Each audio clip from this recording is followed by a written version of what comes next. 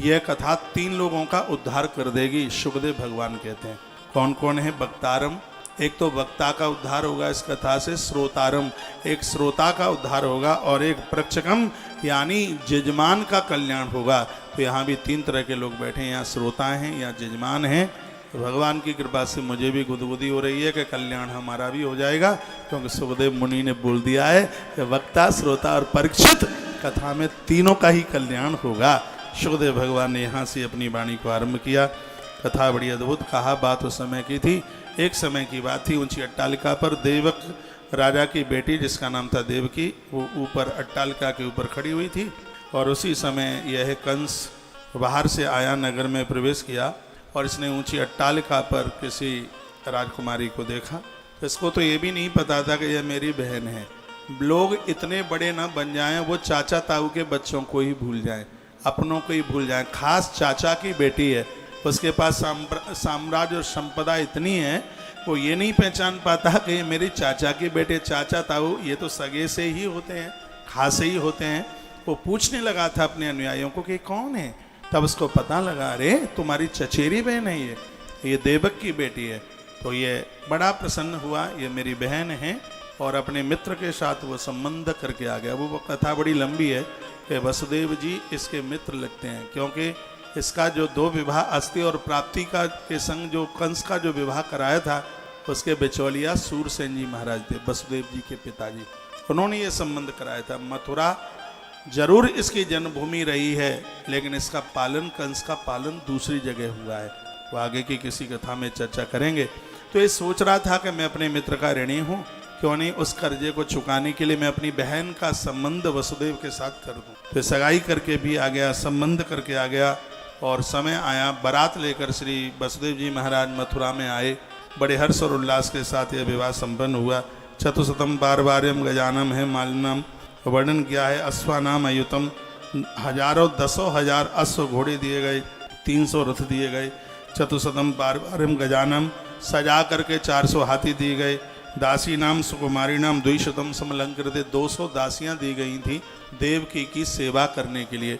दान दहेज बहुत कुछ दिया गया था। कंस ने कन्यादान किया देवकी का, अपनी बहन का। और जब वो विदाई का समय आया तो ये स्वयं विदा करने के लिए ये जा रहा है। और जैसे अर्ध रास्ते में ये पहुंचा रथ, तो अंबर बोल उठा, आकाशवाणी हुई। और आकाशवाणी ने कहा, ये कंस पथि प्रगृढ़ कंसा माँ भाष्टा शरीरवाक अस्यास्ता अष्टमो गर्भो हंतायाम वैसो बुधा। आकाशवाणी ने कहा, हे कंस, जिस बहन और बहनोई को तो इतने लाड प्यार के साथ विदा करने के लिए जा रहा है, हम सच कहते हैं कंस, देवकी का 8वां लाल, जो तेरे जीवन का बनेगा काल, तेरे जीवन का बनेगा काल। इस प्रकार से आकाशवाणी हुई। और रथ पर भी रुका नहीं, टप टपाहट की आवाज करता हुआ रथ को ने आगे के लिए बढ़ा। फिर कहा, कंस, हम सच कहते हैं देवकी का 8वां लाल तेरा बनेगा काल काल काल। 2 बार आकाशवाणी हो गई। कंस भयभीत हो गया, डर गया। और इसको लगा कि देवकी की कोख से ही मुझे मारने वाला पैदा होगा, तो मैं देवकी को जिंदा ही क्यों छोड़ूं। इसने माता देवकी के केसों को पकड़ा और घसीट कर पकड़ करके भगनी हंतुमारभ्य खड्ग पाड़ी कत्वेत गृहीत।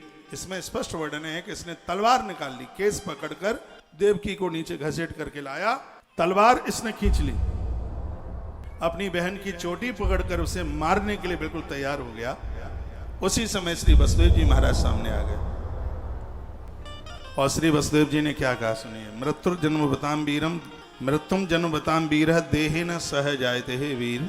हम जानते हैं कि तुम बलवान हो, ये सबको पता है, लेकिन ये भी सुन लीजिए, अबला के ऊपर, नारी के ऊपर हाथ उठाना ये वीर पुरुषों का। हे राजन, जिसका जन्म हुआ है मौत संग ही जन्म ले लेती है। जो जन्मा है वो मरेगा जरूर। तो हम कहते हैं देवकी का 8वां लाल मारेगा।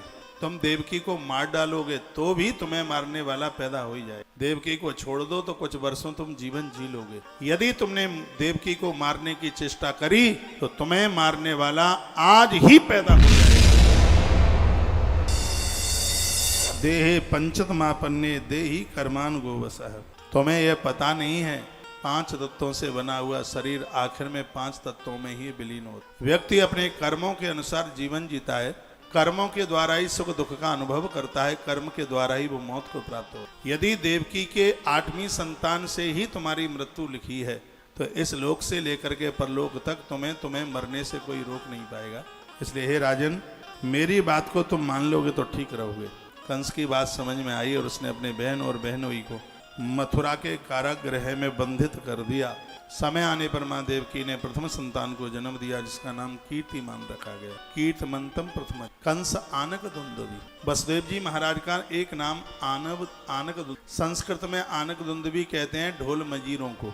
जिस समय श्री वसुदेव जी का जन्म हुआ था तो आकाश में ढोल और मंजीरे बजे, इसलिए ढोल मंजीरे संस्कृत का शब्द है। आनक और दुंदुभी दोनों को मिलाकर वसुदेव जी का नाम आनक दुंदुभी हुआ। ये बिल्कुल ऐसी बात है जैसे जिस समय सुमंत्र जी का जन्म हुआ तो वेद आकाश में प्रकट होकर के मंत्र पढ़ रहे थे। सुमंत्र जी के जन्म पर उनका नाम सुमंत्र क्यों पड़ा? जिसके जन्म पर वेदों ने मंत्र पढ़े, सुंदर से मंत्र पढ़े, इसलिए सुमंत्र उनका नाम हुआ। आनक दुंदुभी भी नाम ऐसे ही पड़ा तो उनके घर में कीर्तिमंतम प्रथमजम कंस आनक दुंदुभी।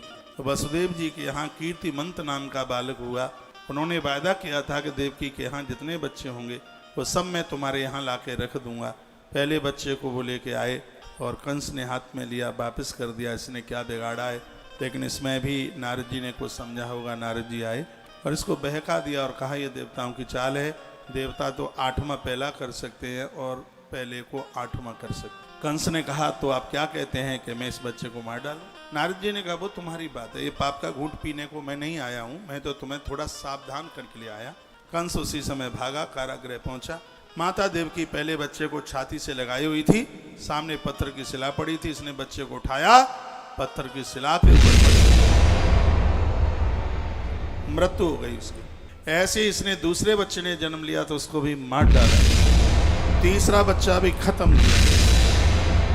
समय आने पर मां देवकी ने चौथे बच्चे को जन्म दिया, उसको भी पटका दिया। 5वां बच्चा खत्म कर दिया। 6वें बच्चे के दोनों पांव पकड़ करके पटका और जैसे ही 7वीं संतान गर्भ में आई है उसी समय भगवान ने योग माया माँ भगवती का आह्वान किया और कहा हे माता, आपसे हमारी यह प्रार्थना है, आप इस 7म संतान को माता देवकी के गर्भ से उठा करके इसको माता रोहिणी के गर्भ में इसको स्थापित कर दीजिए। योग माया ने ऐसा ही किया। भगवान ने वरदान भी दिया, आने वाले कलयुग में विविध नामों से आपकी हे माँ भगवती पूजा होगी। और आज भी कलकाल में कलऊ चंडी विनायको, कलकाल में गणेश और माँ दुर्गा की बहुत पूजा। भगवान ने कहा था कलयुग में माते तुम्हें बहुत पूजा जाएगा, माना जाएगा। तो मैया ने बेटियों को अविवाहित कन्याओं के लिए माँ दुर्गा की पूजा इसलिए विशेष कर है। दुर्गा माँ की पूजा करने से अच्छे घर और वर की प्राप्ति होती है। माँ भगवती जगदम्बा की पूजा करने से गर्भ में संतान का नाश नहीं होता। ये माँ भगवती जगदम्बा की बहुत बड़ी कृपा है। तो माँ ने 7म संतान को माता रोहिणी के गर्भ में स्थापित कर दिया और उसके तत्पश्चात 8वीं संतान में स्वयं मुकुंद बांके बिहारी भगवान श्री कृष्ण यदुनाथ 8वीं संतान में माँ के गर्भ में चल करके आ रहे हैं। बताते हैं कि सुंदर शकुन होने लगे, सुंदर सुंदर शकुन होने लगे और वह समय चल करके आया है। भादों का महीना था। आज देवता आ गए उस प्रसूत का ग्रह में, उन्होंने खूब स्तुति करी। देवराज इंद्र भी चल करके आए और 26 नंबर के श्लोक से जो गर्भ स्तुति आरंभ होती है, श्रीमद् भागवत के 10वें स्कंद के दूसरे नंबर के अध्याय में 26 नंबर के श्लोक से गर्भ स्तुति आरंभ होती है। गर्भ स्तुति का पाठ करने से गर्भ में संतान को कष्ट नहीं होता और बच्चे को जन्म देने वाली माताएं भी सुरक्षित रहती हैं। नहीं तो बहुत बार ऐसा होता है कि बच्चे को जन्म देने पर माँ की जान चली जाती है। तो उस समय मैंने पूर्व में भी निवेदन किया, घर में गर्भिणी नारी है, पूरा परिवार उसके ऊपर ध्यान दे, उसके साथ लड़िए मत, उसके साथ झगड़ा मत कीजिए, उसे बुरा मत बोलिए। उसके गर्भ में संतान है, नारी से बड़ा कोई नहीं हो सकता। इसलिए जो काम नारी करती है उसे भगवान भी नहीं कर पाता। परमात्मा जो भी कुछ करता है उसको 3 रूप लेने पड़ते हैं। जन्म देने के लिए ब्रह्मा, पालन करने के लिए विष्णु और संस्कार देने के लिए उसे शंकर बनना पड़ता है। लेकिन ये तीनों काम हमारी माता अकेली करती है। जब वो बच्चों को जन्म देती है, ब्रह्मा का काम करती है, जब उनका पालन करती है तब वह विष्णु का काम करती है, जब वो अपने बच्चों को संस्कार देती है तब ये नारी महादेव शंकर का काम कर रही होती है। नारी मातृशक्ति बहुत वंदनीय है, बहुत। गर्भिणी नारी के साथ घर में कलह झगड़ा करते रहते हैं तो इसका पूरा का पूरा असर होने वाली संतान। 8वीं संतान में स्वयं भगवान आए हैं, परमात्मा आए हैं। देवताओं ने आकर के स्तुति करी, सत्यः व्रतम सत्य परम त्रिसत्यम सत्यस्य योनिम निहितम च सत्ये सत्यस्य सत्यः मृत सत्य नेत्रम सत्यात्मकाम त्वाम शरणम प्रपन्नः। हे प्रभु, आप सत्य संकल्प हैं, सत्य ही आपकी प्रतिज्ञा और श्रेष्ठ साधन है। ये कितनी अच्छी बात कही है इसमें। विधाता ब्रह्मा कहते हैं सत्य ही आपकी प्रतिज्ञा और संकल्प, ये दोनों सत्य। और जीवन में सत्य के समान धर्म नहीं हो सकता। धर्मन दूसर सत्य समान, आगम निगम पुराण बखाना। भगवान क्यों पूजे जाते हैं? क्योंकि परमात्मा सत्य सिर्फ जिह्वा पर ही नहीं, शरीर की हर इंद्रिय के ऊपर सत्य का होना जरूर। आंखों का सत्य है कुछ बेकार न देखे, कानों का सत्य है बेकार न सुने, जिह्वा का सत्य है बेकार न बोले, और पांवों का सत्य है गलत जगह पर कभी भी न जाए, पूरे शरीर का। तो यहाँ विधाता ब्रह्मा कहते हैं भगवान आप सत्य के मूल हैं, सत्य ही आपकी प्रतिष्ठा और सत्य ही आपका दिव्य साधन है। सृष्टि के पूर्व में आप थे और सृष्टि के बाद में भी आप रहेंगे। आप सत्य स्वरूप हैं। सत्यस्य सत्यामृत सत्य नेत्रम सत्यात्मकाम त्वाम शरणम प्रपन्नः। पूरी दुनिया सृष्टि आपकी शरण में इसलिए आती है क्योंकि आप सत्य में। जो लोग सत्य में जीवन जीते हैं पूरी दुनिया उनका संग देती है। एक रास्ता धर्म का होता है, एक रास्ता अधर्म का होता है। अधर्म के रास्ते पर रावण जैसे लोग चलते हैं और सत्य के रास्ते पर प्रभु राम चलते हैं। और मैं निवेदन करना चाहूँगा जिन्होंने अधर्म के रास्ते का चुनाव किया है उनके अपने निजी लोग हैं उनका संग छोड़ देते हैं। सीधी सी बात है, असत्य के रास्ते का चुनाव करोगे। रावण ने असत्य के मार्ग का चुनाव किया तो सगे भाई विभीषण ने संग छोड़ दिया। प्रभु राम जी ने सत्य के मार्ग का चुनाव किया तो बंदर और भालुओं ने भी सहयोग किया। इसलिए सत्य के मार्ग का ही हमें और आपको चुनाव करना चाहिए। सत्य का मार्ग कठिन हो सकता है लेकिन आनंद देने वाला होता है। सत्य परेशान तो हो सकता है लेकिन सत्य कभी पराजित नहीं हो सकता। इसलिए हमें और आपको चाहिए हमारा सत्य का मार्ग ही प्रशस्त हो। गर्भ स्तुति में यही वर्णन किया गया है। धीमे धीमे वो भादों का महीना, अंधेरी रात, अष्टमी वह तिथि चल करके आई। देवता लोग तो चले गए।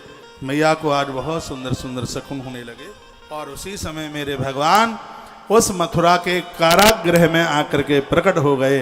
बोली सत्यनारायण भगवान की जय।